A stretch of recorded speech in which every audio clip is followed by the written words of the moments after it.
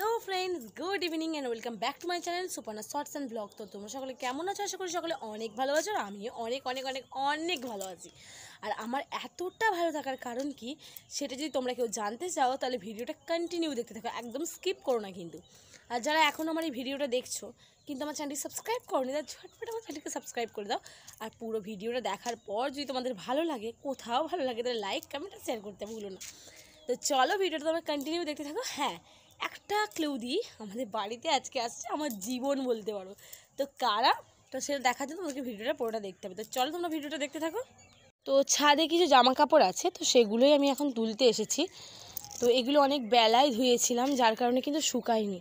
তো বাবুর আর আমার কিছু জামা কাপড় আছে, সেগুলোকে কিন্তু আমি এখন তুলে নিচ্ছি। তো মানে প্রচণ্ড এক্সাইটেড, কখন তারা আসবে তাদেরকে দেখবো, মানে প্রচণ্ড এক্সাইটেড হয়ে আছি। তো তোমাদেরকেও দেখাবো। আর দেখো, ফোনে বুঝতে পারা যাচ্ছে না, দেখো সূর্যটা ডুববে করছে, মানে অস্ত যাচ্ছে যাকে বলে আর কি। বেশ দেখতে ভালো লাগছে, কিন্তু ক্যামেরায় অতটাও বুঝতে পারা যাচ্ছে না।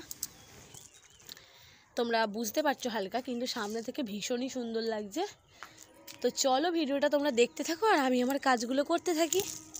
তো ছাদ থেকে নেমে আমি বাবুকে নিয়ে একটু রাস্তায় বেরিয়েছিলাম ঘুরতে। আর ওখানে গিয়ে দেখলাম সবাই ব্যাডমিন্টন খেলছে, তাই আমিও ভাবলাম একটু ওদের সকলের সাথে ব্যাডমিন্টন খেলি। তো বাবু তো আমার পিছন ছাড়ছিল না, আমি ব্যাডমিন্টন খেলছিলাম, ও পিছনে পিছনে এমন ঘুরঘুর করছিল না, লাস্টে ও পড়েই গেল একবার ধপাস করে। তো যাই হোক, তারপর বাড়ি চলে এসে সন্ধে দিয়ে নিলাম। আর যারা আজকে আসার কথা তারা এখনও এসে পৌঁছায়নি, তো যার কারণে ভাবলাম যে ময়দাটা মেখে ফেলি, যেহেতু পরোটা হবে তো আসার আগে কাজটা করে রাখি। তো সেই কারণেই ময়দাটা মাখছিলাম। আর এদিকে দেখো বাবু কী কাণ্ড করছে, আর এদিকে এসে আবার আমাকে আদর করছে, মানে বদমাইশি করেই যাচ্ছে, কিছুতেই মাখতে দেবে না।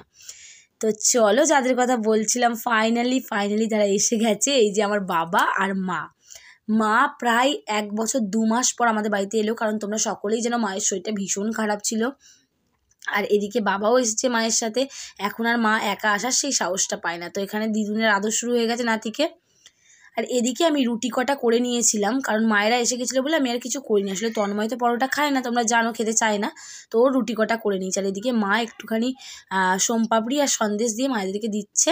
আর এটা হচ্ছে রসমালাই বলে হয়তো, মা এটা নিয়ে এসেছে আসার সময়। তো এটা খেতে কিন্তু খুব ভালো লাগে। আর এদিকে বাবুর জন্য 2টো পান্তুয়া এনেছে, যেহেতু শুনেছো পান্তুয়াটা খায়, তো সেটাই আমি বাবুকে এখন বসে খাইয়ে দিচ্ছিলাম। আর ও কিন্তু পান্তুয়াটা খেয়েছে, দুষ্টুমি করেনি। তো তাই বাপিকে বলছি, বাপি তোমাদের আনাটা কিন্তু সার্থক হলো। তো এই দেখো বাবাকেও আসলে হঠাৎ করেই এসেছে, তো ওদের আসার ঠিক ছিল না। তো যার কারণেই তন্ময়ের দোকানে সোমপাপড়ি ছিল, তো সেটাই পাঠিয়ে দিয়েছে, মিষ্টি আনা। তন্ময় আর টাইম পায়নি। তো এদিকে লেস এনেছে, তারপরে বসে আবার লেস খেতে, মানে মিষ্টি খেয়ে আবার লেস খেতে বসে গেছে ভাই আর দিদি। আর যা এনেছে দিদিরও এনেছে, ভাইয়েরও এনেছে। তো এই সমস্ত জিনিস ওর দিদির আর ওর দিদুন কিনে এনেছে। যখনই আসে ওর দিদুন তখনই, আর আমার জন্যই নেল পালিশটা এনেছে, জানে আমি নেল পালিশ পরতে ভালোবাসি। তো দিদুন যখনই আসে দুজনের জন্যই সেম জিনিস নিয়ে আসে। তো চলো এখন একটু চা করে নিই। তো বাবারা এসেছে, চা খাবে।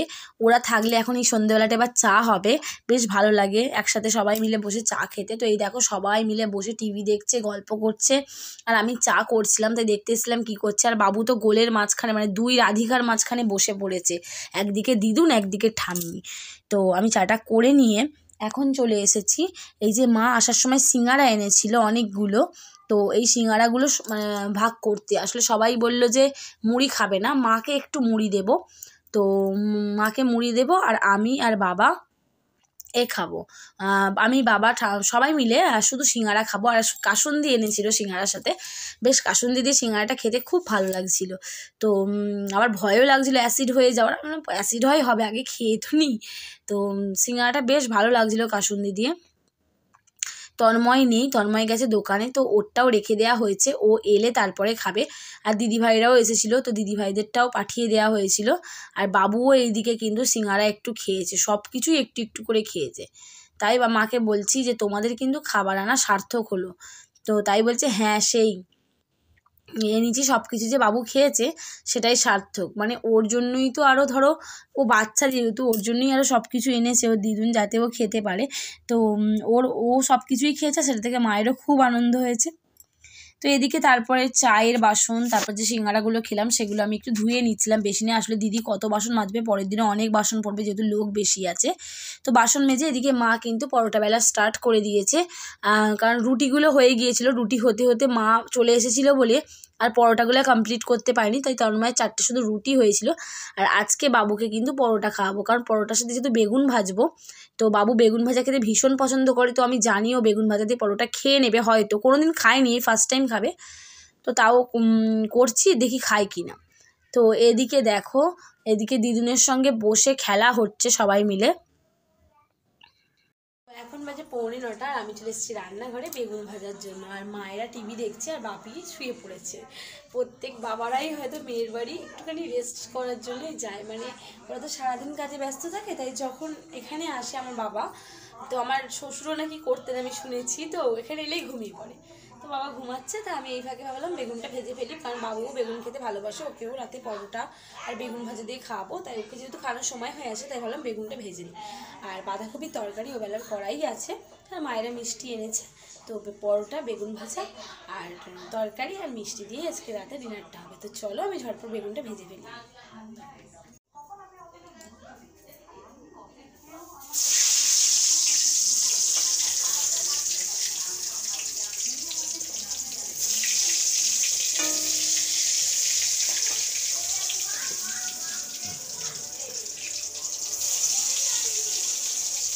তো বেগুন ভাজছিলাম যখন, বাবু না ভীষণ বিরক্ত করছিল, তাই মা বলল দে বেগুন দুটো ভেজে আগে দে, ওকে আগে পরোটাটা খাইয়ে দিই। তো ওকে ওর ঠাম্মি খাইয়ে দিচ্ছিল আর আমি কিন্তু বেগুনটা ভেজে নিচ্ছিলাম। আর এটা হচ্ছে পরের দিন সকালের ভিডিও। এটা হচ্ছে থানকুনি পাতা, এটা তো তোমরা চেনো হয়তো অনেকেই, আবার অনেকেই চেনো না। এটা বাবা কিন্তু আমার জন্য একটা একটা করে এত তুলে এনেছে। আসলে আমার একটু প্রবলেম চলছে শরীরে, তো সে কথা বাবাকে বলেছিলাম, মানে বলেছিলাম, কিন্তু বাবা যে থানকুনি পাতা নিয়ে আসবে, আমি একবার মনে হলো যে বাবা ঠিক নিয়ে আসবে। তো যেমন ভাবা তেমনই কাজ। আমার বাবাকে আমি চিনবো না, যে এই একবার শুনেছি যে আমার সমস্যা হচ্ছে, তো কাজের ফাঁকেই ওই পাতাগুলোকে তুলেছে আমার জন্য নিয়ে আসবে বলে। যদিও এখানে পাওয়া যায়, কোথায় পাওয়া যায়, কে আনবে না আনবে, ওই জন্য ভাবলো যে নিজেই নিয়ে চলে যায়। তো সেই কারণেই বাবা কিন্তু নিয়ে চলে এসেছে আমার জন্য।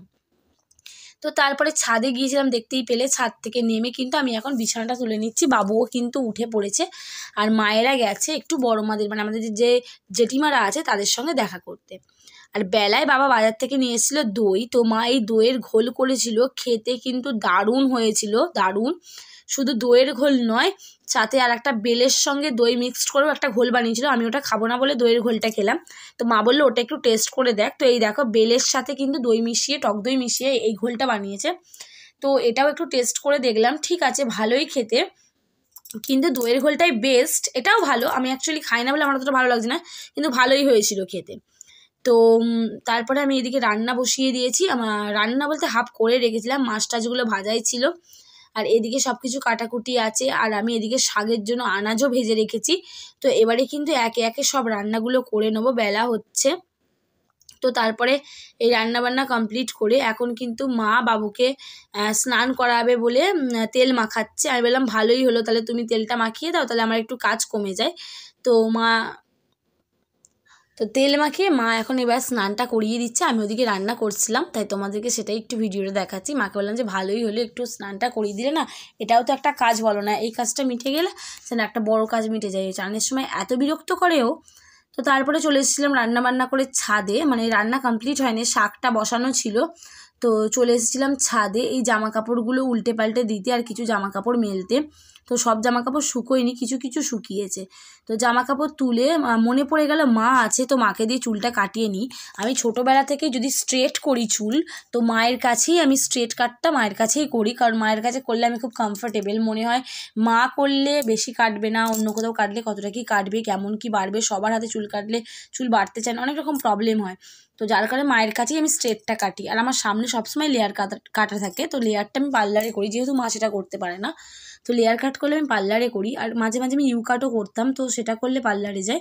কিন্তু স্ট্রেট করলে আমি অলওয়েজ মায়ের কাছে করি। কিন্তু গতবার আমার যেহেতু মায়ের শরীরটা ভালো ছিল না, তো সেই কারণে আমি পার্লারে স্ট্রেট কাটতে বাধ্য হয়েছিলাম। তো কিছুদিনের মধ্যেই চুলটা কিন্তু খারাপ হয়ে গেছে। তো যার কারণে আমি ভাবলাম এই 3 মাস হয়েছে আমি কেটেছি, কিন্তু চুলটা একটু খারাপ লাগছিল। তো যার জন্য মাকে বললাম, মা যেটুখানি না কাটলেই নয়, একদম সেটুখানিই কাটবে।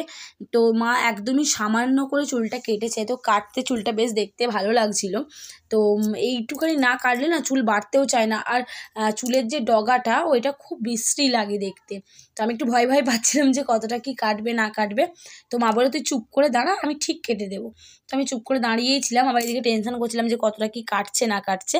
তো মা ঠিক জানে যে না বেশি কাটছে না। মাকে বলছিলাম, আমি চুল কিন্তু বাড়াবো, তুমি কিন্তু বেশি কাটবে না। বলছে, না রে আমি বেশি কাটবো না। তো দাঁড়াও, তোমাদেরকে আমি ফাইনাল লুকটা দেখাই কেমন লাগছে। তো দেখো চুলটা কাটতে কিন্তু খুব সুন্দর লাগছে। মা তো খুব সুন্দর করেই অলওয়েজ চুল কেটে দেয়। তো সেটাই আমার ভাগ্নি ছিল, ওকে বললাম একটু ভিডিও করে দে, দেখ কেমন লাগছে। তো তোমরা বলো অবশ্যই চুল কাটাটা কেমন হয়েছে। আর সামনেরটা লেয়ারটা আমি কিন্তু বাপের বাড়িতে গিয়েই করব।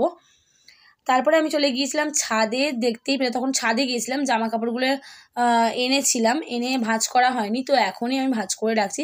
তো চলো বন্ধুরা, আজকের ভিডিওটা এই পর্যন্তই, দেখা হবে আবার নতুন কোনো ভিডিওর সাথে। ততক্ষণ তোমরা সুস্থ থেকো, ভালো থেকো।